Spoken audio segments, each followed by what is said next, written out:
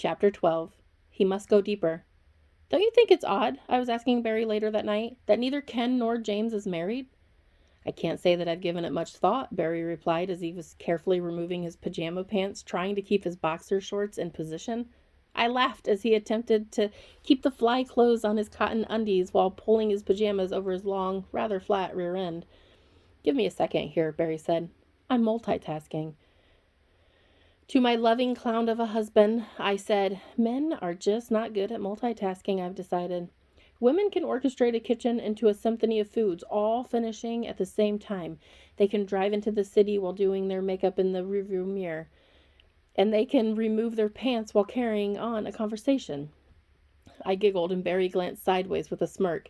Well, maybe that came out wrong. Barry and I were both between the soft, white sheets with our heads disappearing into our pillows, staring up at the blank ceiling.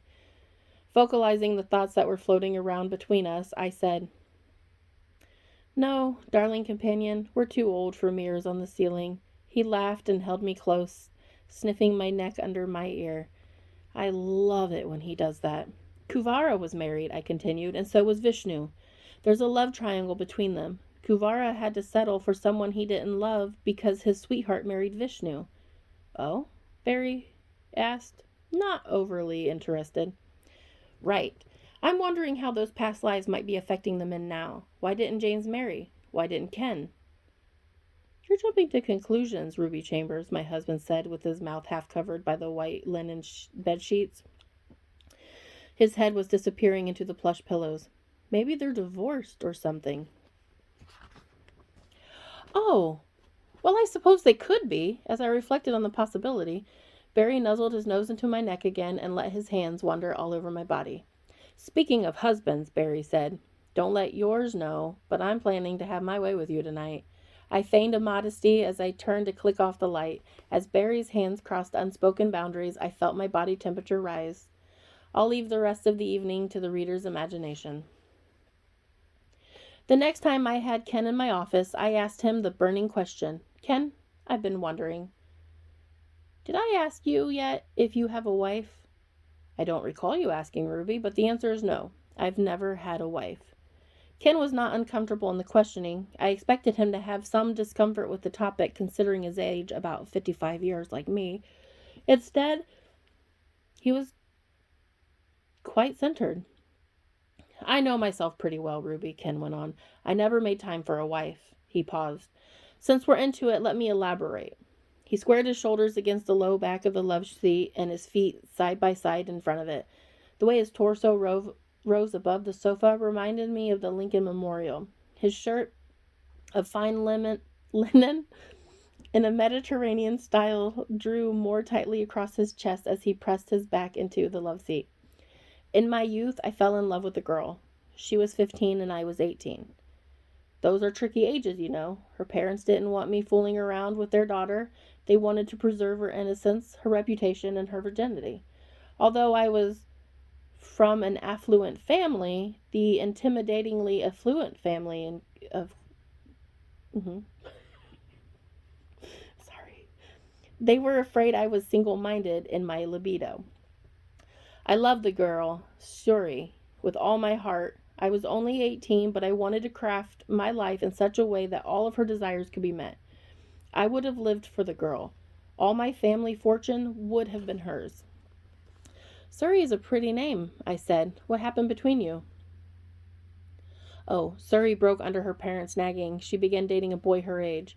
At 15 years old, he was an only child. He was from an average middle-income family. He was an average student, athletic but not a star, and good-looking but not a model. He was average by all accounts, and I couldn't understand it. I was heartbroken. Upon graduation from high school, I poured all my might and effort into building the family fortune. I decided that if I couldn't have the girl I loved, I would have everything else that life could give.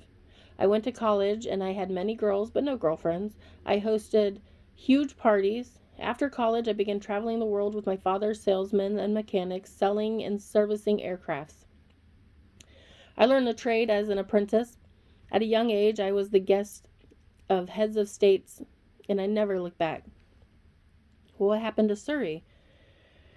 I asked. She married an average Joe from high school, Ken explained. He laughed lightly. I guess she ended up loving the guy. He paused, and I could see the laughter was a defense mechanism. His throat was tight, and I thought I saw his eyes beginning to water. And he loved her. Who wouldn't? He broke his back to provide for her. They have 2 grown children, a very impressive home, and a gated community. She did all right. My green eyes conveyed compassion. You did all right too, Ken. What I did was react. My knee-jerk reaction to heartbreak set me on a course that I could never divert from. I would never allow myself to prioritize an intimate relationship over a business deal. There was too much at risk with intimacy. Ken looked at me, and I saw sadness. I would have liked to have fathered children, to have raised them, and to have turned the reins over to them as my father did for me. I would have loved a woman, the same woman, for all of her life. I could have done all of that, Ruby, but my greed and my lust for more worldly possessions outweighed my desire for intimacy and for offspring. It's the sad truth. I sold my soul for worldly wealth, for gold, silver, and precious gems. It seems shallow to you, I'm sure, but it made sense to me. It was quantitative rather than qualitative. These are hard words. I could feel the weight of the suitcase full of money. I could smell the ink as I counted the bills. I could smile as I looked at my soiled fingertips. I am struggling here, sorry. I would smile as I looked at my soiled fingertips after flipping through C notes. He paused again and looked deep into my eyes. We make our choices, he said. Mine made me fabulously rich. I've seen the world and I've lived well. I cannot let myself regret it. I can't regret a single day, or I'll have to regret every day. I nodded and my heart sank. Ken was all but admitting his wrong choice at the fork in the road. How could heartbreak lead to a life devoid of intimacy? I thought for a moment longer and realized just how common this phenomenon is. Given divorce rates and infidelity, I felt that the lights were too low as I gazed across the small office. Before entering into the hypnosis session, I decided the mood needed to be lifted. Ken, you have seen the world. What's your favorite country? Ken smiled. Let me think about that question, he said, pondering. America, he finally said. I think America is the best nation in the world. America has made it possible for me to amass great wealth. America is my home base. Whenever I travel, I'm always relieved to be coming home to America. You sound like a commercial for the American Airlines, I joked. Ha! I guess I do, Ken admitted. But I'm sincere, though. We have the Appalachians, the Rockies, Hawaii, and Alaska. What could anyone else want beyond that? Don't like the East Coast? Move to California. Don't like LA? There's always Maine. You see, there's something for everyone. And for me, it's all wonderful. Okay, I capitulated. You've convinced me. You are a great salesman. Ken smiled. The change of topic had worked. Atlantis, Ken said. I think I would possibly prefer Atlantis, but that's for another time. Oh, that's interesting, I said. Promise to tell me more about Atlantis sometime. Well, that's a promise, Ken said, as he placed his large hand squarely on his thighs, closed his eyes, and he prepared himself to be hypnotized. I started the camera and I lowered the lights. Soon we were into Ken's regression. Where are you, Kuvera? I asked after Ken's voice greeted me as Kuvera. I am under my city, Alika. Under? I asked, surprised. Under, repeated Kuvera. The city rests atop my airship, Pushpaka. Today I am taking a tour of the mechanical assemblages. The workers are explaining how they maintain the craft. Well, that's very interesting, I said. How can a city sit atop of an airplane? Pushpaka is not an airplane. The technology would astound and baffle you, Ruby. Hydrogen that is extracted from water fuels the anti-gravity mechanism. The airship can be any shape or size. There's no need for a plane to create, lift, or to steer. Well, that is astounding. But it doesn't explain how you can place a city atop of it. Do you have skyscrapers teetering atop your flying disc? Sometimes you don't listen well, Ruby. Pushpaka is not a flying disc. Although we have dozens of discus-shaped aircraft in our possession, Alika is built into and out of Pushpaka. The atmosphere is controlled through renewable, sustainable resources and systems. Rather than rooms inside a building or ship, you might think of it as a biodome. The entire montage is within the field of electromagnetic anti-gravity mechanism. Where did Pupushka come from, Kuvera? How did you get it? Pupushka was a gift from the Brahma. He was, as you know, like a father to me. I took Pushpoka to Sri Lanka with me, but when I relocated to the Himalayas, I buried the aircraft in the mountains and built my great city of Alaka on its back. Does that mean you can fly around with your entire city? I asked. It does. In fact, Alaka can travel between star systems, galaxies, and even dimensions unknown to man as long as the Pupushka is operable. I paused, not knowing what to think or where to take the questioning. All Pleiadian cities on Earth are resting atop giant airships, Kuvara had offered. Pardon me, I said, not grasping the entirety of his comment. The gods who were mortal Pleiadians had children, and their children had children, and their children had children, and so forth. The cities are still populated by Pleiadians, by humans, and by mixed races. What you might call hybrids? Okay, I don't mean only in my day, Ruby, but in your day as well. 12,000 years in the future. Located around your planet are huge cities atop gargantuan spacecrafts. Some are under the sea and others are under the mountains. Some are under both. You see, oceans reach under the land in many places on Earth. California is the best example. California? If the land known as California was to sink through seismic activities or Pleiadian intervention, you would be living on an oceanfront property, Mrs. Chambers. Well, don't look so stunned, Kuvera said through Ken's mouth. You remember the time when the public officials were scared to death that the San Andreas fault was going to cause the California to fall into the sea? Well, how's that going to happen if there's no space under the landmass? Well, I haven't thought about it like that, Kuvara, I replied. Land rises here and falls there, Ruby. It's the way of the planet. The way of all planets, actually. Ken's body shifted left and right before Kuvara moved on with his dissertation.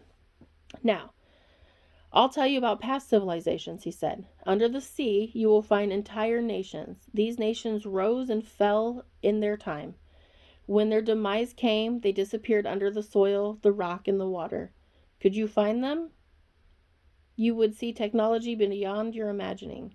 Humans have been very successful in technology. They have learned to harness the four elements and combine them in ways that astonish the mind. Water and fire combine to make steam. Steam creates mechanical power and transmits electricity and makes nearly everything possible. Don't you see? Mankind was given the basic building blocks of great power. Over the generations, millions of years, that is, he used the building blocks to reach the moon, the other planets, and the stars. I interrupted. Why do we only have recorded history of roughly 6,000 years? Why are we led to believe that the modern man is the only generation to make these great strides? Periodically, Ruby, all is lost. Desertification. Yes, Kuvera said. Cataclysmic desertification, an act of God. Maybe a meteor impact or some other form of rapid climate change like global warming grips the earth and forces her into a cycle of desertification and regeneration. Maybe there's an imbalance in the solar system, such as when the planet near Mars exploded, altering Mars and Earth's orbits around the sun. Sometimes the Pleiadians cause the desertification, such as the biblical deluge. Sometimes, however, mankind brought about his own destruction. He split the atom. He tampered with the subatomic particles without understanding their strength, like a child with a hammer and an anvil. Man smashed atoms like rock, covering his eyes in case of shrapnel. Other men and women tried smashing two atoms together, colliding them with greater and greater strength until they exploded. Nuclear fission and nuclear fusion, I said, recognizing the references. Yes, Ruby, and mankind is doomed to repeat his past. He just can't learn. He just can't harness the atomic power, and yet he desires it so vehemently. So violently, in fact.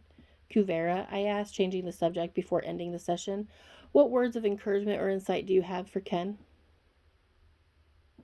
Kuvera deliberated a moment as I watched Ken's face contort. Deeper, Kuvera said. Tell him deeper. Deeper into the jungles, deeper into the mountains, deeper into the seas, and deeper into the seabeds. He must go deeper. I thanked Kuvara and brought Ken out of his trance. Again, Ken reported remembering none of the session.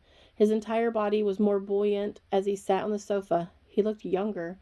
I feel great, Ken reported, but I don't remember a thing. Did I give you something that you can use? Deeper, I said to Ken with a smile. Your past life personality wants you to know deeper. What does that mean? Ken asked. Deeper in the seas, in the mountains, in the jungles, he said. You must go deeper. Ken smiled for a long time. He rolled the cuffs of his linen shirt as he reflected. Yeah, he replied. Yeah, deeper. His smile broadened. I'm scratching the surface. He looked at me with a childlike delight. That's right. Archaeologists only look at what they can find on the surface or in a mine shaft. Power companies only want to find the next lake of oil, pocket of gas, or vein of coal. I need to go deeper. He looked into my eyes with gratitude and excitement. I've been too short-sighted. Greed will do that to a man. It's the instant gratification, the quick payoffs. I need to commit myself to deeper searches despite the cost and time of the resources. I smiled and nodded. That sounds about right to me, I offered. Thank you for this, Ruby. Thank you for the whole experience. Even without reviewing the tapes, my life has improved for having known you and for having engaged in these sessions. Every time I leave here, I'm rejuvenated and invigorated. Hell, I'm reinvigorated. The smile across his entire face and his brilliant white teeth glisten. I love my work. Did I mention that?